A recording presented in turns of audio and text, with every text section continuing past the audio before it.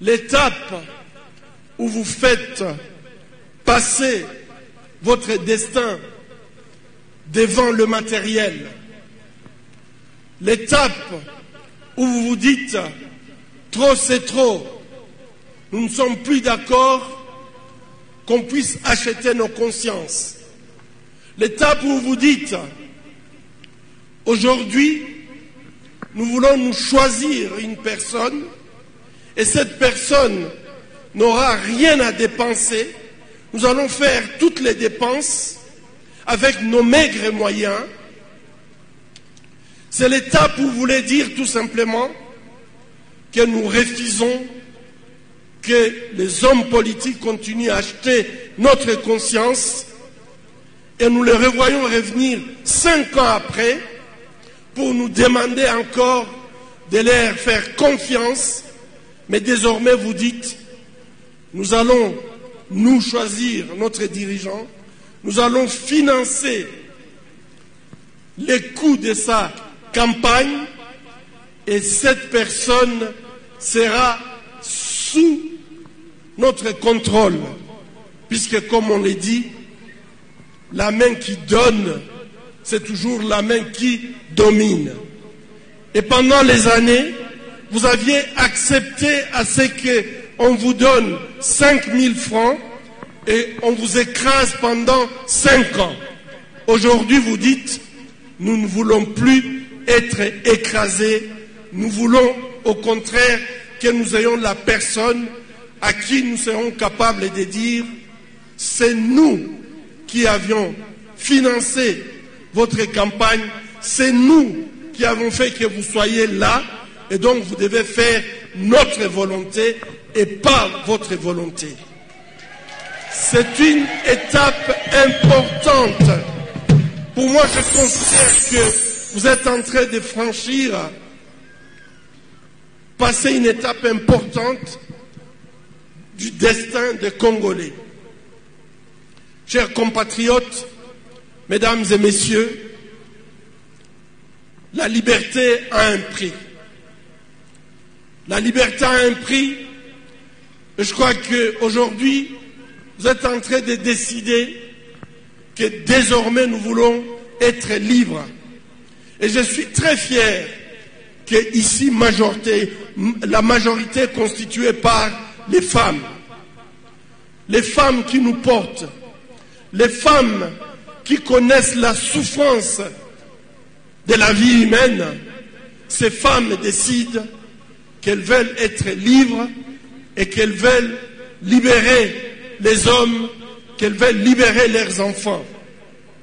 Merci à toutes les femmes ici présentes. Et quand vous étiez en train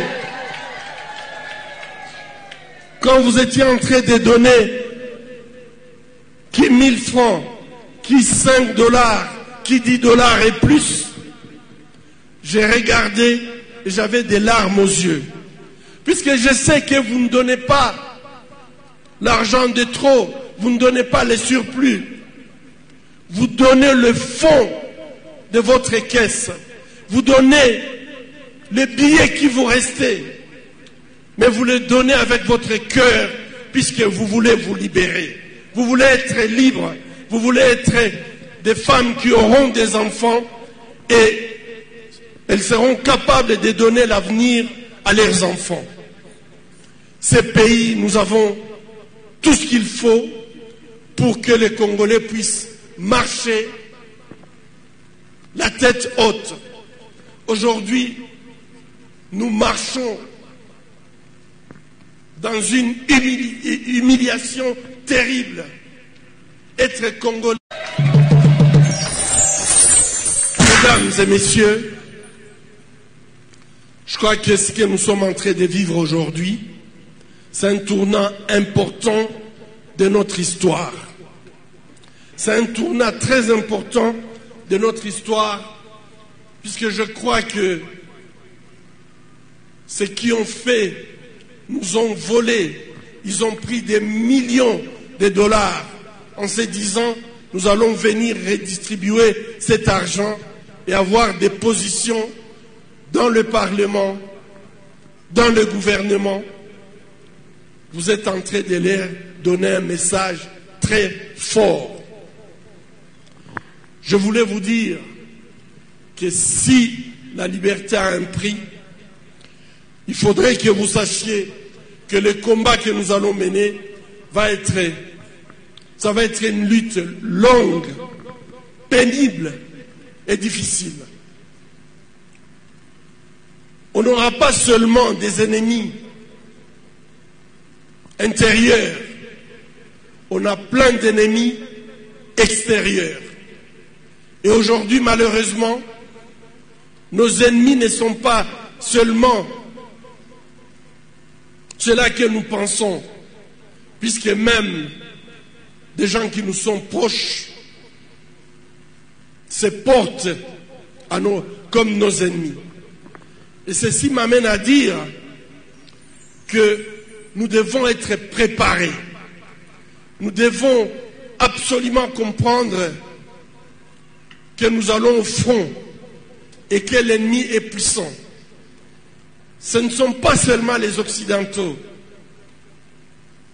qui nous ont colonisés depuis plus de 100 ans, qui nous ont pillés depuis plus de 100 ans. Aujourd'hui, dans nos villages, nous avons aussi des Orientaux qui exploitent nos richesses. Et en plus de ça, nous avons des voisins qui, en complicité, malheureusement, avec nos frères, participent à cette prédation.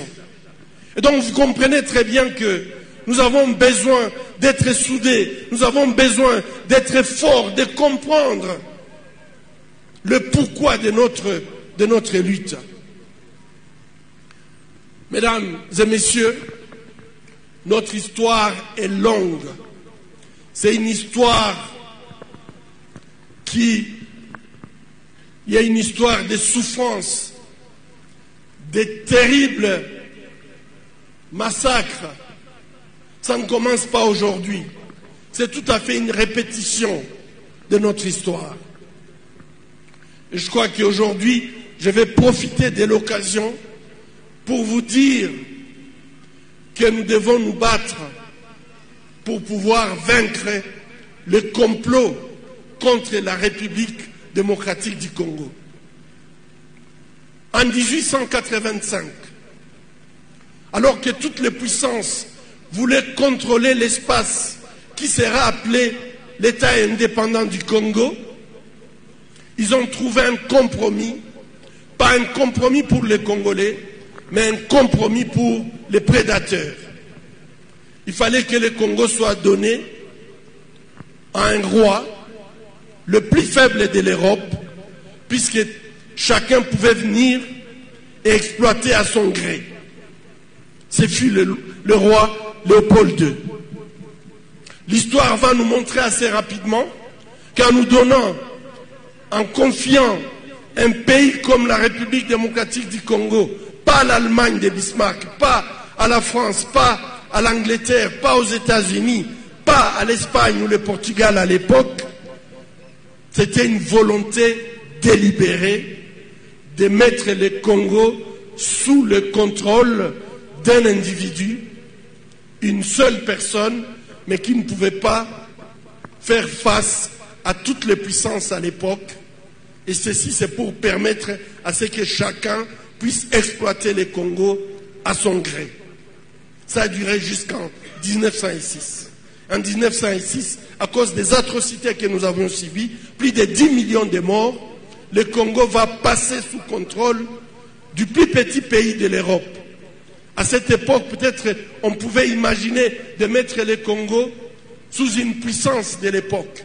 Mais le Congo fut la colonie de la Belgique, un des royaumes les plus faibles de l'Europe à l'époque. Et ceci va durer jusqu'en 1960. J'ai fait un test et j'ai posé la question aux Congolais, notre indépendance a duré combien d'années? Je suis désolé, je ne vais pas poser cette question, mais sachez que notre indépendance, nous avions eu l'indépendance en 1900.